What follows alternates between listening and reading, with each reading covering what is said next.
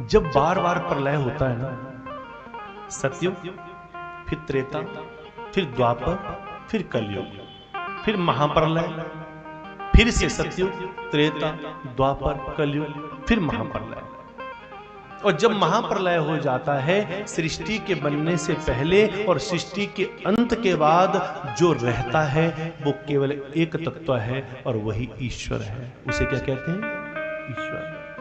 भगवान के जितने भी साकार रूप हैं, भगवान के जितने भी अवतार हैं, वो सब कुछ भी नष्ट हो जाता है जब महाप्रलय होता है।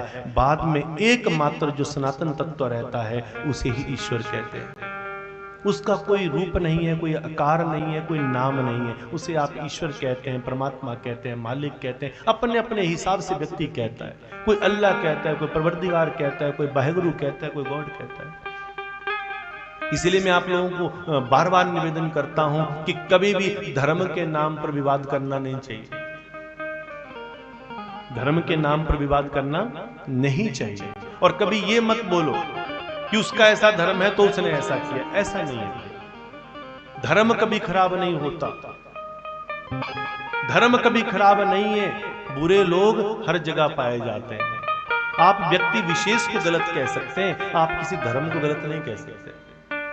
अगर धर्म को गलत कहना है तो समझ लीजिए कि आप सनातनी ही नहीं है। सनातन ही तो हमें सिखा रहा है, जब एकमात्र सनातन है, नान्यदस्ति सनातन। सनातन के अलावा और कुछ है ही नहीं। सब कुछ जो एक है, एक ही तत्व है, वो सनातन है।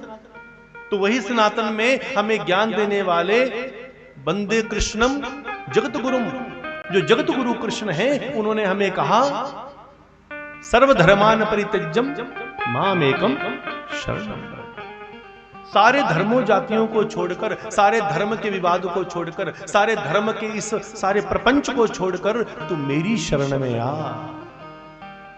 मालिक ने कहा, हम सब ने सुना पर अपने जीवन में उतारा,